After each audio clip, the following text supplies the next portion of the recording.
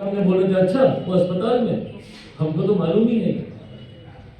जबकि वो एक ऐसा समय था जब देश के राष्ट्रपति से लेकर प्रधानमंत्री से लेकर हर व्यक्ति उनके स्वास्थ्य की जानकारी लेने के लिए हमको फोन कर रहा था या अस्पताल में आने का काम कर रहा था। और उस वक्त मेरे मुख्यमंत्री बोलते हैं कि भाई हमको तो मालूम ही नहीं। और ये आज से नहीं, हमारे नेता को अपमानित करने के लिए, उनके कद को छोटा करने के लिए मुख्यमंत्री लंबे समय से प्रयासरत है। 2005 में पार्टी को तोड़ने का क्या कारण था भैया? यही कारण था कि एक गलत व्यक्ति कैसे आगे आ गया, कैसे बिहार की जनता ने 29 सीटें उसको जीत के दे दी। ये तो गलत है। एक गलत नेता की पार्टी 29 सीटें जीत जाए, कैसे ये संभव है भाई? तोड़िए इसकी पार्टी। और 2005 में भी हमारे नेता की पार्टी को तोड़ने का काम किया। उसके बाद हमारे पार्टी के विधान पार्षद जो आज उनकी पार्टी में बड़े नेता बने फिरते हैं, कहां से गए? किसको कौन तोड़ के लेके गया भैया? यहीं से ना गए हैं। उसके बाद अभी आखिर तक हमारा एक विधायक मटिहानी से जो जीत गया कि भाई रामविलास पासवान का खून है ये, कैसे ही आगे बढ़ जाएगा? खत्म करो इसको। हमको खत्म करने के लिए क्या क्या षड्यंत्र नहीं रचा गया। हमारी पार्टी, हमारे परिवार को तोड़ना। आज जितने लोग ये कहते नहीं थकते कि भाई चिराग पासवान तो उसी की गोद में जाकर बैठ गया जिसने इसका घर खाली कराया। किसने घर खाली कराया भाई? जाकर पूछ लीजिए भाजपा के नेताओं से। और जिस तरीके से प्रधानमंत्री ने इस बात को सार्वजनिक किया है, वो दिन भी दूर नहीं जब प्रधानमंत्री संभवतः इस बात को भी सार्वजनिक करेंगे कि किसके दबाव में घर खाली करवाया गया, किसके दबाव में घर से तस्वीरों को बाहर फेंका गया।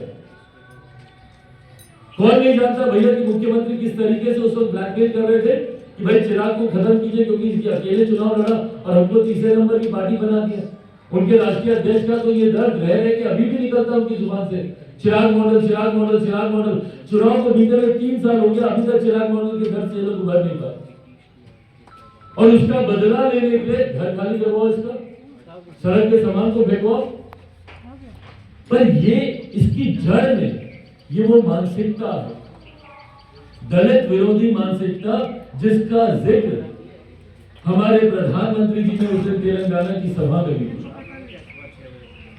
उस दिन उन्होंने इस बात को प्रमुखता से बताया, भाई मेरे सांसद जो छोड़कर गए, हर कोई इस बात को जानता था, पर अगर नहीं जानता तो आज प्रधानमंत्री के मुख से सुन के विश्वास कर लीजिए।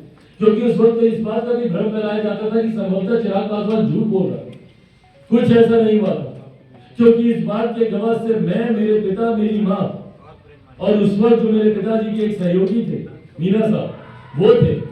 वो लोग जानते थे कि किस तरीके से राज्यसभा के नामांकन के वक्त मुख्यमंत्री जी ने पूरी तरीके से उनको समर्थन देने से मना कर दिया था, जबकि ये सारी बातें गठबंधन के भीतर 2019 में ही हो गई थी।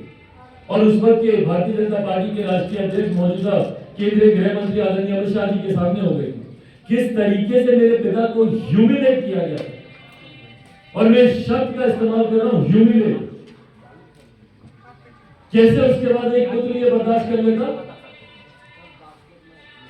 और ये सोच मेरे मुख्यमंत्री की रही है बार बार कि भाई इन लोगों को अपमानित करो, इन लोगों को प्रताड़ित करो। क्यों? क्योंकि ये लोग बने ही अपमानित प्रताड़ित होने के।